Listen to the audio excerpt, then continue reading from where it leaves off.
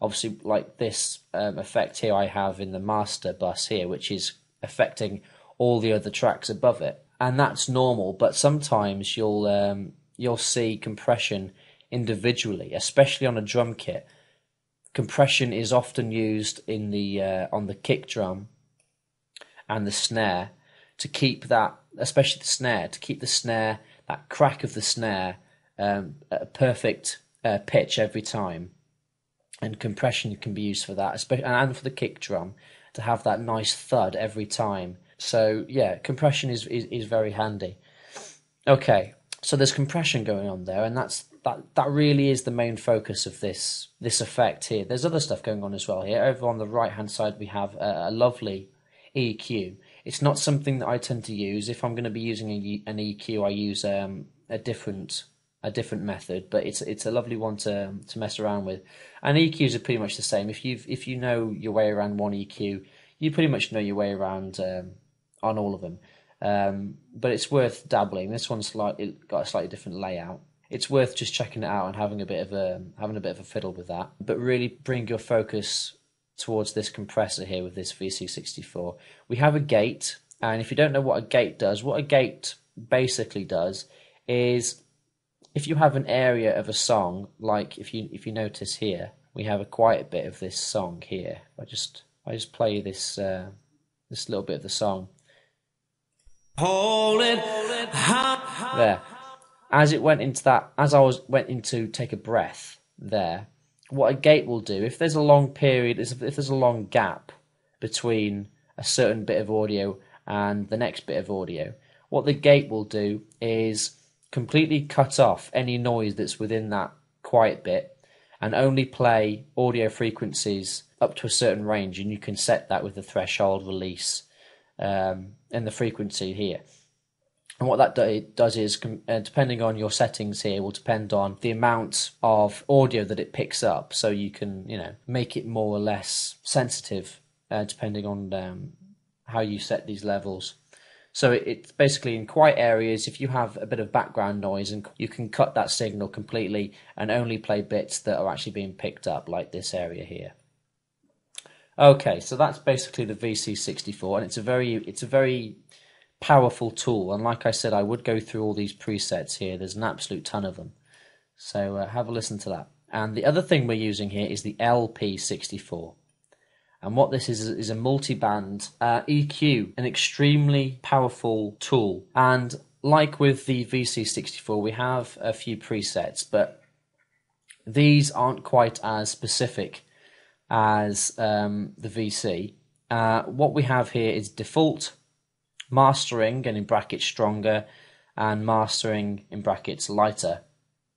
And what that does basically is affect a whole range of stuff. And what I tend to do is go for the lighter, and then like with the VC64, tweak and alter it depending on the song that I'm working on, to fit and alter it. So I'm just going to play the track now, and then I'm going to fiddle and have sort of alter these, and then you can kind of get a feel as to what this effect does. Take my life and hold it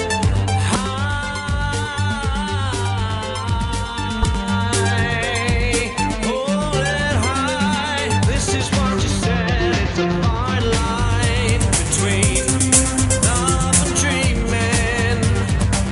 Hold it up high and shout it out. Love is freedom, she said.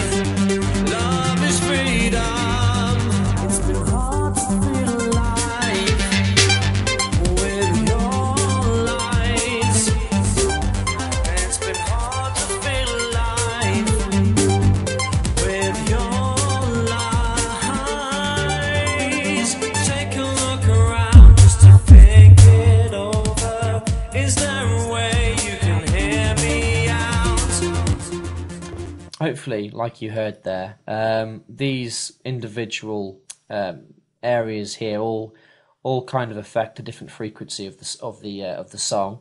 We kind of have our lows here, there are mids, and our high frequencies here, and we have obviously attack, release, threshold, settings here, and we have our gain for our individual frequencies, and we have like a global input gain and a global output gain, and you alter it obviously depending on your tastes. An extremely powerful tool. It's in almost every single track that I do, as is the VC64. There's a few other ones we can go over here. There is the Boost 11, and what this is basically a compressor, but an extremely powerful one. I did use this at one point, but I stopped using it because I found the VC64 to be kind of similar. It did what I wanted to do and a bit more, so I used the VC instead. But if I turn the VC off and the other one off, and let's just have a listen to see what this does. Take my life and hold it high.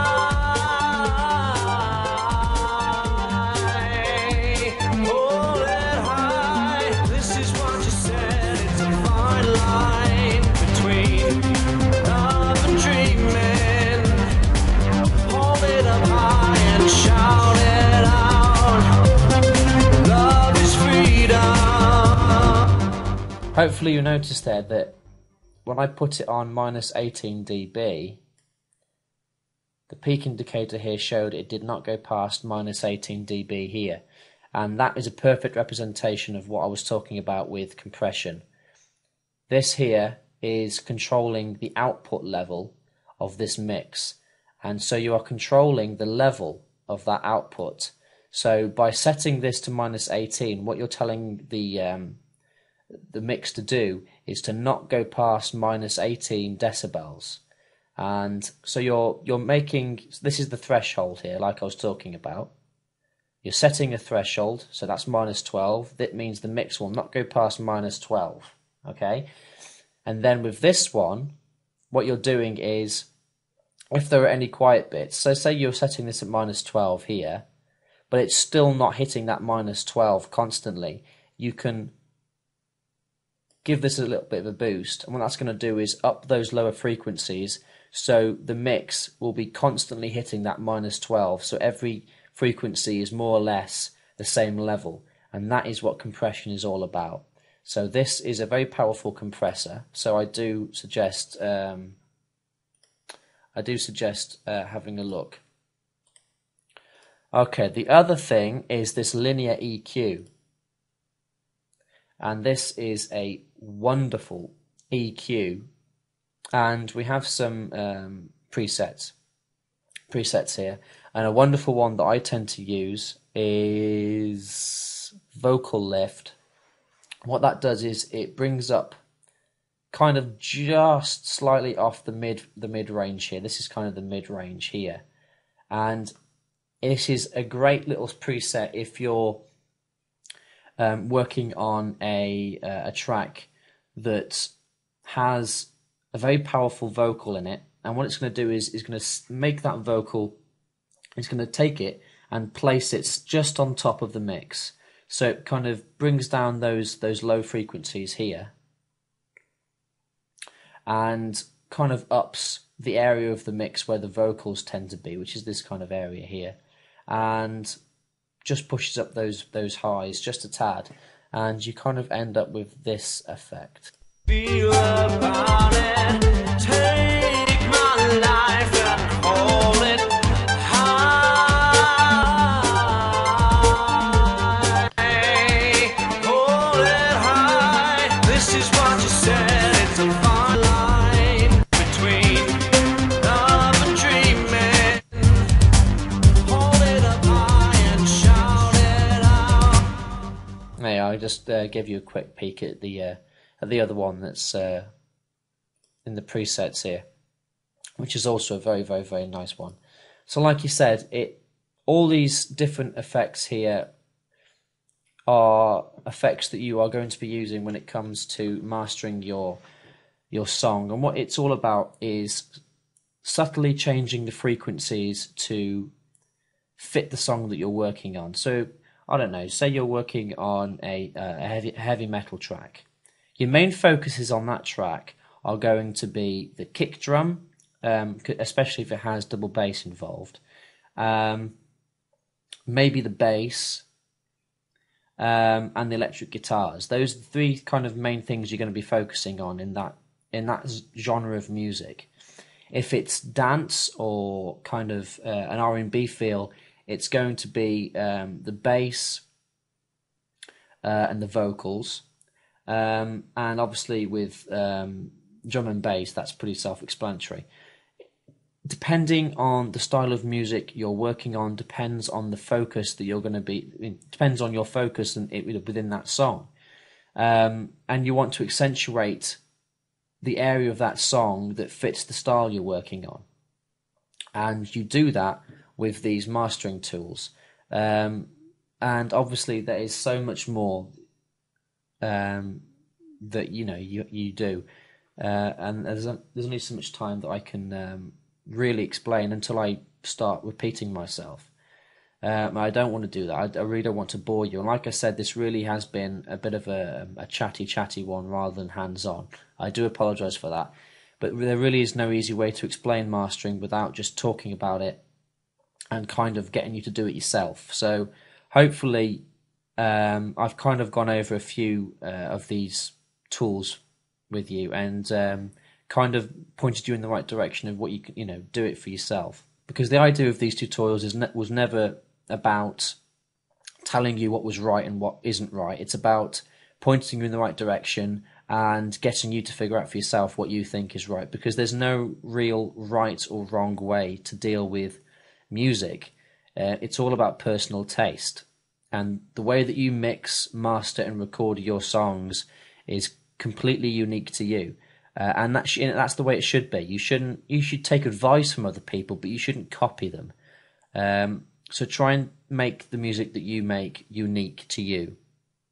So have a dabble with these mastering effects that I've shown you, especially the VC64. Really get to grips with that tool and kind of master that, because it's an incredible tool.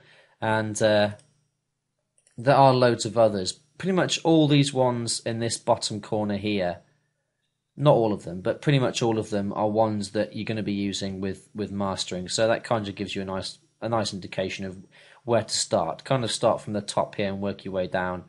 You've got the vocal strip here, the VX64. You also have the percussion, the PX64 here.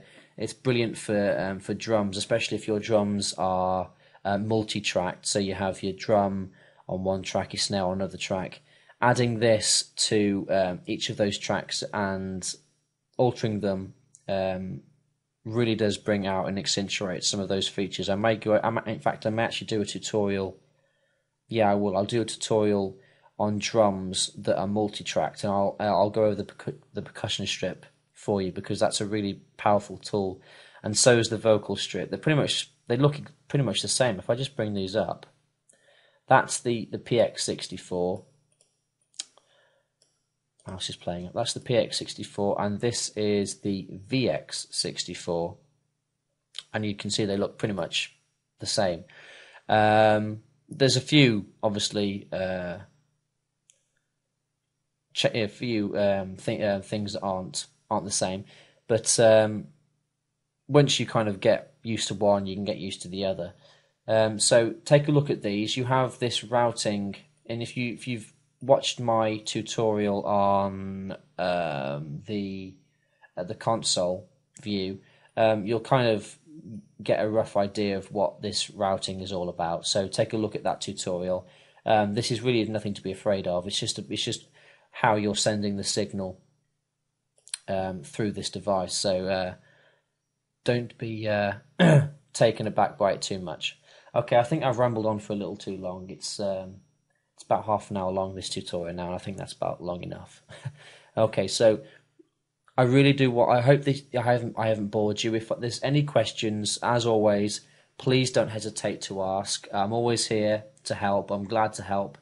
So send me your questions, and if there's any kind of tutorial that you wish for me to make, I'm open to suggestions. So send them either to my YouTube account, or you can send me an email at mcistudio@hotmail.co.uk. Or indeed, you can visit our website at www.mcistudio.co.uk, and we have a forum there. Sign up. We have a bunch of free stuff. If you have any questions or any ideas for tutorials, you can leave a comment in the forum. We have loads of different threads going on. So have a look, take a look, have fun, and I will see you next time for another MCI Studio tutorial. Until then, take care and have fun.